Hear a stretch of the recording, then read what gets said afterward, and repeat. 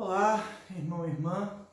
Meu nome é Saulo, sou professor de EBD e vou apresentar para vocês a lição 4 da revista Palavra e Vida, lição número 63, referente ao quarto trimestre de 2019. A revista Palavra e Vida é uma revista de estudos de escola bíblica dominical, editada pela Convenção Batista Fluminense e está disponível no site batistasfluminense.org.br. Essa edição 63 tem por tema Motivações Cristãs, são estudos no livro de 1ª e 2ª Pedro e foram escritas pelo pastor Samuel Mori de Aquino. A quarta lição fala das marcas da nova vida e o texto básico vai 1 Pedro 1, de 22 a 25, 2, de 1 a 12. Como ele é um texto um pouco mais extenso, eu vou ler parte por parte para os irmãos. Bom, lembrando um pouquinho então da primeira lição, Pedro está se dirigindo aos irmãos que estão na dispersão, estão dispersos fora da sua terra natal, convivendo como peregrinos, com costumes que não são os seus e instados por Pedro a viverem uma nova vida em Cristo e praticarem o amor, a santidade, o testemunho que é pertinente a essa nova vida. Nessa lição 4, intitulada As Marcas da Nova Vida, então, nesse trecho, que vai do versículo 22 do capítulo 1 até o versículo 12 do capítulo 2, Pedro vai falar sobre marcas, ou seja, os frutos, o testemunho, aquilo que aparece resultado da nova vida em Cristo, né? Quais são essas marcas? Que são o que aparece de forma objetiva, de forma transparente para as outras pessoas. Um fato muito interessante, muito até curioso, é que Pedro utiliza uma série de ilustrações, né? Ele usa exemplos práticos da vida daqueles crentes. E algo me diz, e aí é meu, não está escrito em lugar nenhum, algo me diz que ele aprendeu isso com Cristo. Jesus usava parábolas, usavam exemplos do cotidiano para que as pessoas conseguissem entender de forma mais tranquila, de forma mais natural, as coisas que eram explicadas. E essas marcas dessa nova vida são marcas que permanecem até hoje, né? São coisas que aconteciam naquela época, estamos falando aqui dos anos 70 depois de Cristo, né? E permanecem até hoje como marcas de uma vida cristã. Mas vamos lá, o primeiro tópico então, versículos de 17 a 21 da 1 Pedro 1, a nova vida se fundamenta no sacrifício de Cristo. Ora, se invocais o Pai como Pai, aquele que sem acepção de pessoas julga segundo as obras de cada um, portai-vos com temor durante o tempo da vossa peregrinação, sabendo que não foi mediante coisas corruptíveis, como prata e ouro, que fostes resgatados do vosso fútil procedimento que o vosso Pai vos legaram, mas pelo precioso sangue, como de cordeiro, sem defeito e sem mácula, o sangue de Cristo, conhecido com efeito antes da fundação do mundo, porém manifestado no fim dos tempos por amor de vós, porque por meio tendes fé em Deus, o qual ressuscitou dentre os mortos e lhe deu glória, de sorte que a vossa fé e esperança estejam em Deus. Então, Pedro, está usando aqui algumas ilustrações, alguns fatos, algumas imagens, vamos dizer assim, conhecidas para aquele povo da época, né? A primeira delas é a questão do resgate, né? da vida e do resgate. Resgate era algo que se fazia com os escravos. Então, o escravo naquela época, até nos nossos tempos de colonização aqui no Brasil, de fato, também era assim. O escravo poderia ser resgatado, poderia ser alforriado, expressão que a gente usava no Brasil. Alguém poderia pagar por aquele escravo e dar a ele uma carta de alforria, uma carta de liberdade, e ele passava a ser uma pessoa livre, né? E um escravo, naquela época lá de Pedro, podia então ser resgatado, que seria pagar pela sua liberdade, e a pessoa se tornaria de novo uma pessoa livre. Era uma relação trabalhista que existia na época, por assim dizer, né? Existia a relação de serviçal, enfim, por vários motivos, seja em guerra, com uma pessoa, um povo escravizando o outro, com espólio de guerra, né? Seja como por motivo de falta de recurso, falta de dinheiro, enfim, tinham vários motivos pelos quais uma pessoa poderia se tornar escrava, né? A história de José nos conta, por exemplo, que os seus irmãos o venderam como escravo, os próprios irmãos de José. Uma vez pago, então seria um escravo, teria um preço, teria algo que precisaria ser pago. Então, houve um resgate para nós e Pedro usa essa ilustração, que o preço do resgate pago pela nossa liberdade não foi por coisas corruptíveis, não foi prata, não foi ouro, não foi diamante, coisas que podem se corromper com o tempo, perder o seu valor, né? Não há dinheiro que pague esse resgate, né? O resgate foi pago com o precioso sangue de Cristo, segundo a ilustração de Pedro, né? Ilustração no sentido de que o que custou para nós sermos resgatados da escravidão do pecado, né? A expressão, a ideia de ilustração é isso, né? Jesus derramou o seu sangue na cruz. Ou seja, qual foi o preço do resgate? O preço do resgate foi o precioso sangue de Cristo. Não foi uma coisa corruptível, né? O outro tópico aqui fala da libertação da influência do pecado, né? Então, não a pessoa livre, né?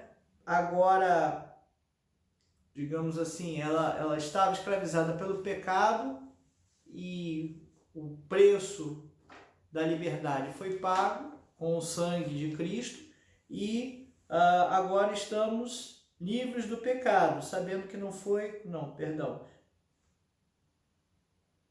Ora, se invocais o Pai, aquele que não julga segundo as obras de cada um, portai-vos com temor durante o tempo da vossa peregrinação, sabendo que não foi com coisas corruptíveis, como prata e ouro, que fosse resgatado do vosso fútil procedimento. É isso que eu queria. Que vossos pais vos legaram.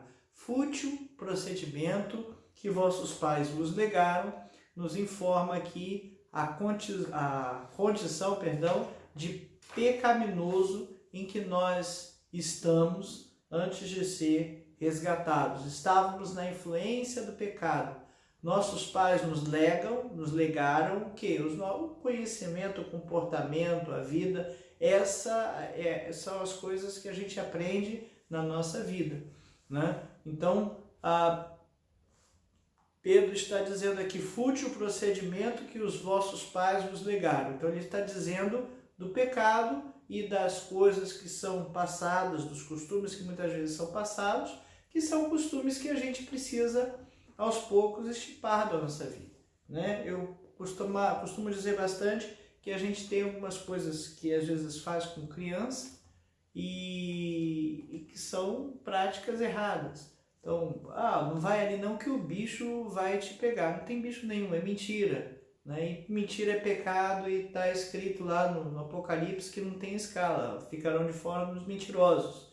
Então, não podemos fazer isso, não podemos agir dessa forma. Mas, às vezes, por um procedimento por um costume de fazer assim, faz que funciona e as pessoas usam. Manifestação do plano eterno da salvação. Então fala que conhecido com efeito, versículo 20, antes da fundação do mundo, porém manifestado no fim dos tempos por amor de vós. Então não vamos confundir predestinação, de novo pode vir esse tópico aqui, né? Ou Deus sabia que seria necessário salvar o homem porque ele tem a presciência. Se ele tem a presciência, ele sabe de tudo agora, no futuro e do passado. Eu já falei, eu costumo enxergar Deus como alguém que está fora da linha do tempo, por assim dizer. Ele vê a linha do tempo toda, né? Então ele pode, isso é minha visão, minha ilustração, uma forma como eu penso, né? Na presciência de Deus, sem estar interferindo. O livre-arbítrio continua sendo nosso. Deus criou o homem, colocou no jardim, deu a liberdade a ele, mas sabia que ele ia pecar, né? E por que fez? Tem liberdade. Ele sabia que ele ia pecar, não porque sabia que a natureza o levaria a isso. Sabia porque ele sabe de todas as coisas. E o plano de salvação já estava feito, já estava planejado desde a fundação do mundo. Então, o plano conhecido com efeito antes da fundação do mundo, porém manifestado nos fins do tempo por amor de vós. Ok? Então, primeiro tópico, marcas da nova vida, então se fundamentam, a nova vida em Cristo se fundamenta no sacrifício de Cristo. O sacrifício de Cristo na cruz é que nos leva a ter novos comportamentos. A gente precisa ter isso em mente. A nova vida se desenvolve. Então a gente está falando de desenvolvimento, estamos falando de maturidade. Se desenvolve na manifestação do amor. Versículos de 22 a 25. Tendo purificado a vossa alma pela vossa obediência à verdade, tendo em vista o amor fraternal, não fingido, amai-vos de coração uns aos outros ardentemente, pois fostes regenerados, não de semente corruptível, mas incorruptível, mediante a palavra de Deus, a qual vive e é permanente. Pois toda a carne é como a erva, e toda a sua glória como a flor da erva. Seca-se a erva e cai a sua flor. A palavra do Senhor, porém, permanece eternamente. Ora, esta é a palavra que vos foi evangelizada. Então, Pedro está falando da manifestação do amor fraternal não fingido. Amor fraternal, não fala de amor não fingido, quer dizer, ele está dando uma ênfase maior aí, que é algo sincero, algo que tem que ser natural, algo que tem que ser dia a dia. Não pode ser uma coisa forçada, uma coisa que eu faço porque eu tenho que fazer, né? Eu vou cumprimentar, eu vou dar esmola, eu vou fazer isso, eu vou fazer aquilo porque eu tenho que fazer. Essas coisas têm que ser feitas, mas são feitas não porque têm que ser feitas, são feitas como consequência do amor que a gente vive a partir do sacrifício de Cristo, o amor fraternal que a gente vive como filhos de Deus. Ok? Então, Deus é amor, né? Precisamos viver dessa forma. 1 Coríntios 13, Paulo aborda, né, o dom sublime do amor. Se eu falasse a língua dos anjos, não tivesse amor, nada valeria de nada.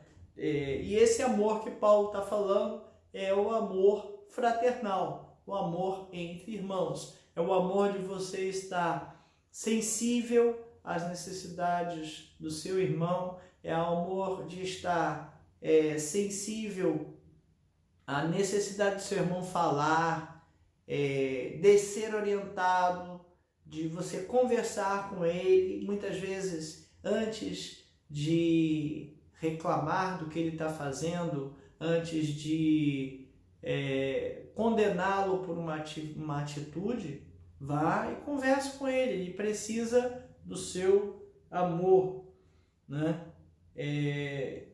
Pedro aqui teve uma experiência, o pastor Samuel comenta que Pedro teve uma experiência pessoal com Cristo com relação ao amor. Lembrando um pouquinho da história de Pedro, ele foi aquele camarada que estava do lado de Cristo, que disse que não ia deixar nada de mal acontecer, que quando foram prender Jesus, ele pegou a espada e cortou a orelha do soldado, né, no ato assim de tentativa de bravura. Ele talvez não entendesse naquela época que Cristo precisava fazer, né? Pedro amava, e Jesus amava Cristo, mas Jesus revelou para ele que antes que o galo cantasse 3 vezes, ele o negaria. E foi o que aconteceu. Pedro negou a Cristo, e quando ele estava sendo julgado lá, e se ressentiu muito daquilo, né? Depois que Jesus ressuscitou e apareceu aos seus discípulos, e talvez eles não tivessem entendido muito bem o que era para fazer, né? Tanto é que voltaram a pescar. Jesus aparece na praia, faz o peixe para eles, mostra onde tinha peixe lá, pesca maravilhosa, e depois bate um papo com Pedro. Tu me amas, apacenta meus cordeirinhos, e fala isso por 3 vezes, dando ênfases um pouquinho diferenciadas.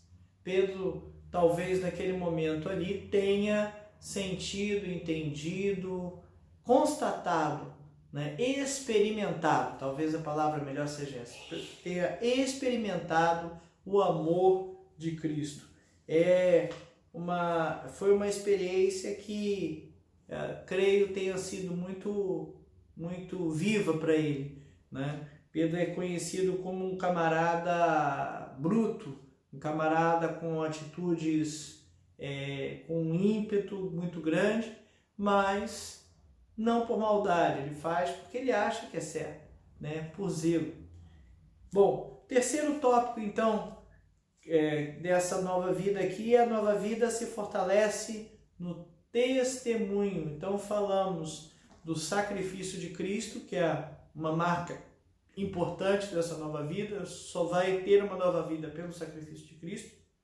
Ela se manifesta pelo amor, né? E fortalece no testemunho. 1 Pedro 2, de 1 a 4 e versículos 11 e 12.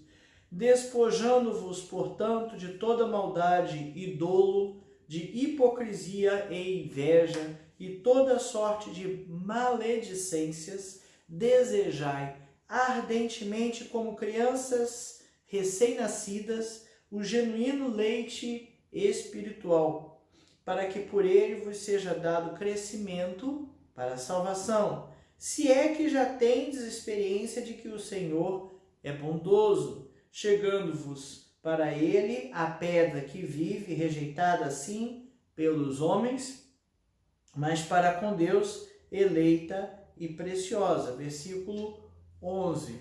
Exorto-vos, como peregrinos e forasteiros que sois, a vos abster das paixões carnais que fazem guerra contra a alma. 12. Mantendo exemplar o vosso procedimento no meio dos gentios, para que naquilo que falam contra vós outros, como de malfeitores, observando-vos em vossas boas obras, glorifiquem a Deus no dia da visitação.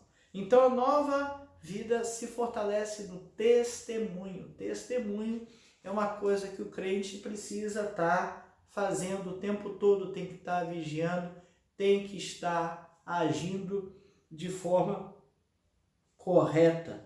Então ele já começa aqui, despojando-vos, deixando de lado, né, toda maldade, dolo, hipocrisia, invejas e toda sorte de maledicências, né? Então vamos lá, malícia, agir com maldade, com ferir os outros, ter prazer em ferir os outros, inveja, né? Por que eu preciso querer e gostar daquilo que os outros têm, né? Não estou falando de inveja olho grande que vai prejudicar o que alguém tem, não é isso. É a inveja, o sentimento de querer ter o que o outro tem, talvez sem fazer o mesmo esforço, enfim, focar no que o outro tem, né? Hipocrisia, duplicidade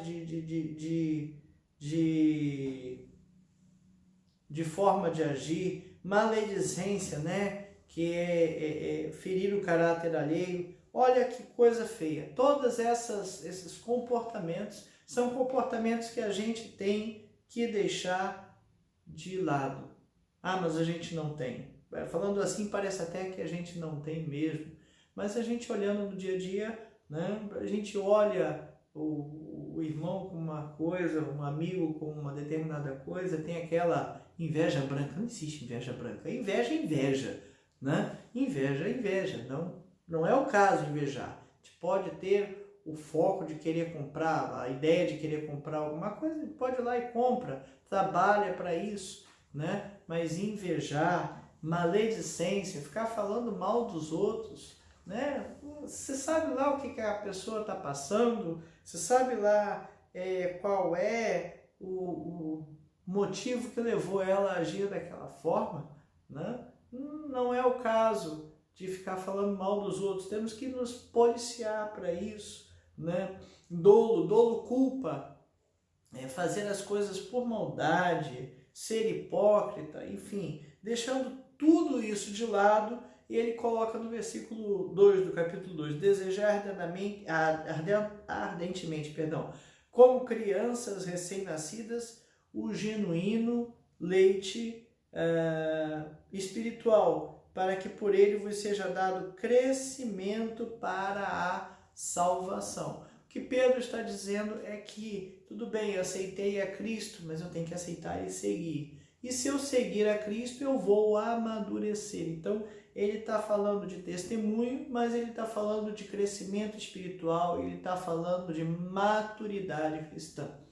A criança recém-nascida, ela precisa como alimento o leite materno, não é isso? Ela precisa daquilo ali para sobreviver, para ganhar peso, é a forma que a gente, vamos dizer assim, mede, né, o desenvolvimento da criança, é ganhar peso, não é isso? E quando ela está na amamentação do peito, ela tem os anticorpos ali da mãe, então evita ficar doente, isso é bom para ela. Enfim, ela precisa daquilo para sobreviver. Então, novos crentes precisam buscar um leite materno, leite espiritual, né, que são os rudimentos da vida cristã. Tem um outro texto que lá para frente fala, né, na verdade Paulo comenta lá para frente que achava que já podia dar um alimento sólido, mas está vendo que precisa voltar ao leite. O que ele quer dizer isso? Nós, quando nascemos, estamos no leite materno, aos poucos nos acostumamos a outros alimentos, né? A gente começa do leite passar para um suco, do suco passar para uma fruta amassada, uma papinha temperada, até que a gente começa a comer uma fruta já mastigando, já sólido, né? E por aí vai até se amadurecer, crescer e ficar com outro tipo de alimentação. Nosso corpo já precisa, de um outro tipo de alimentação e precisa disso para sobreviver. Espiritualmente é a mesma coisa, o testemunho e a maturidade precisam ser desenvolvidas ao longo do tempo. Inicialmente, como crianças, leite materno, mas no seu desenvolvimento precisamos ter um alimento mais sólido. E o testemunho, então, chegando para ele a pedra que vive rejeitada assim pelos homens, mas para com Deus eleita e preciosa. Então lá no versículo 11, Pedro agora ele deixa a ilustração de lado e vai para a prática. Amados, exorto-vos como peregrinos e forasteiros que sois, ou seja, lembra, vocês estão aqui, mas não são desse mundo. Nós estamos aqui, mas não somos não pertencemos a esse mundo. os comportamentos, as atitudes desse mundo não pertencem ao reino de Deus. Então temos que entender que somos peregrinos, temos que deixar isso de lado. Essa ideia do peregrino, essa ideia para o judeu fazia bastante significado, porque ele tinha vários costumes do seu povo e havia orientação e havia práticas de não se misturar. Então, quando ele entrava em outros territórios, eles eram instados a manter as suas práticas religiosas, né? Então, não se misturar. Então, forasteiros, né? Vos absterdes das paixões carnais que fazem guerra contra a alma, mantendo exemplar o vosso procedimento, né? Nos abster das paixões carnais.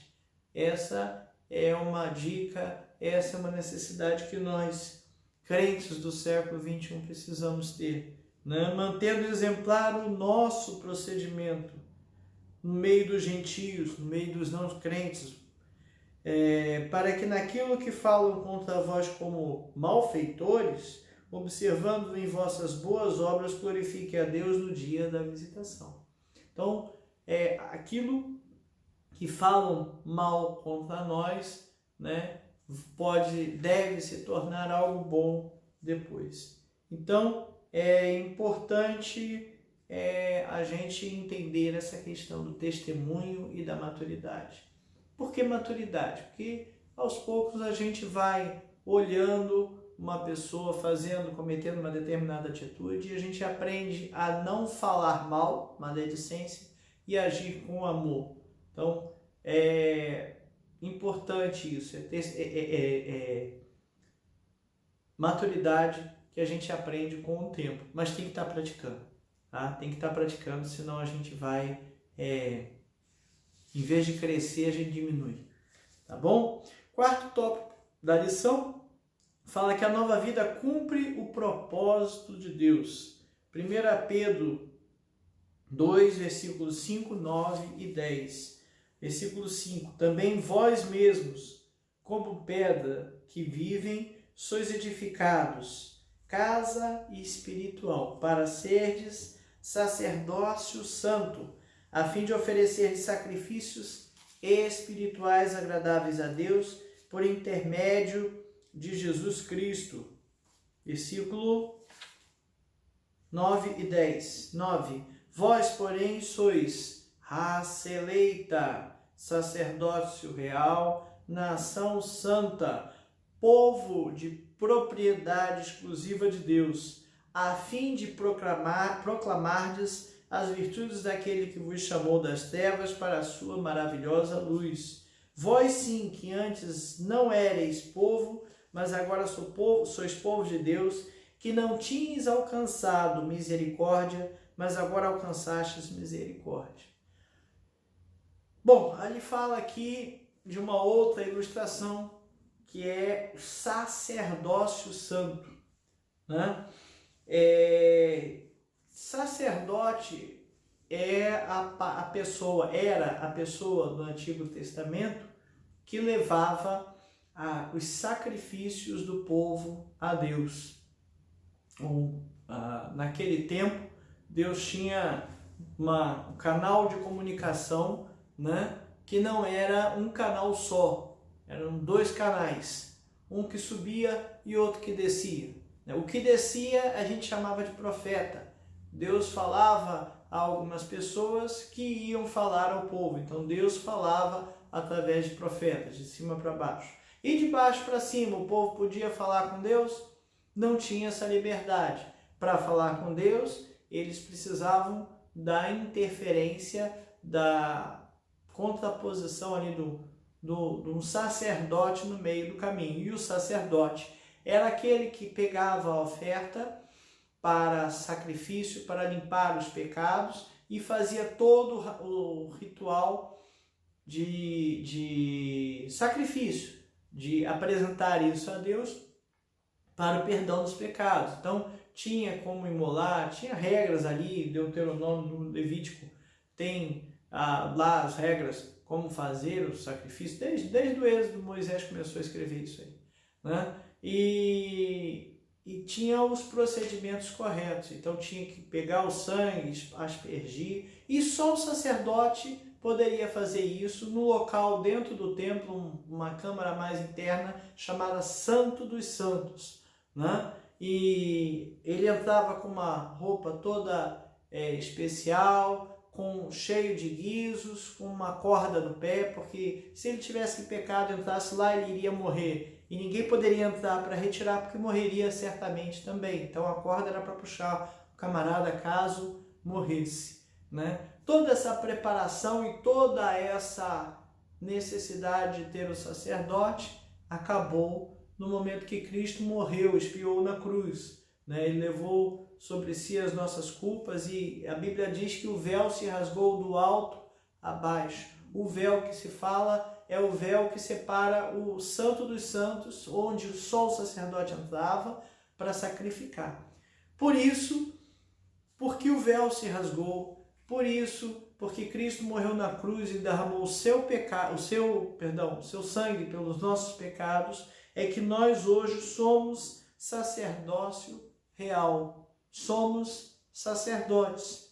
Nós agora temos as duas funções. Nós podemos ouvir Deus falar conosco, talvez não dessa forma como eu estou falando com você, mas podemos ouvir Deus falar conosco e temos a liberdade de entrar na sala do trono para falar com Ele, falar diretamente com Deus. Não precisamos mais de ninguém no meio do caminho, não precisamos de intermediários. Temos o livre acesso ao Pai. Vós, porém, sois raça eleita. Então, os judeus foram escolhidos para serem libertos, mas todos nós fomos alcançados pelo Evangelho. Sacerdócio real, nação santa, povo de propriedade exclusiva de Deus. Por que povo de propriedade? Nós fomos comprados por um bom preço. Acabei de falar do resgate, né? Fomos comprados pelo sangue precioso de Cristo. Ele pagou o nosso resgate do pecado. Então nós não somos, né? Agora nós somos livres, somos propriedade de Deus no momento que fomos comprados por eles. Para quê? Para cumprir a missão. Jesus, quando subiu aos céus, ele deixou uma missão. Disse: ide por todo o mundo, pregar o evangelho a toda criatura, batizando-as em nome do Pai, do Filho e do Espírito Santo, ensinando-as a guardar todas essas coisas que eu vos tenho mandado.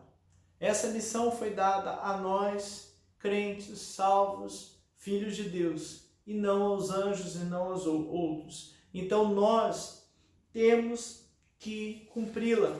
Só nós temos que cumpri-la. Temos um propósito na salvação, um propósito nessa vida nova, né? Temos que estar pregando o Evangelho. Nós somos raça eleita, sacerdócio real, povo santo, a fim de proclamar as virtudes do Senhor. Que Deus nos abençoe, né? A cumprir essa grande missão, né? Nova vida. Será que a gente tem evidenciado essas marcas da nova vida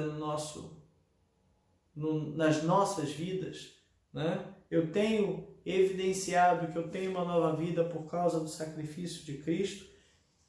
Essa minha nova vida manifesta o amor de Deus.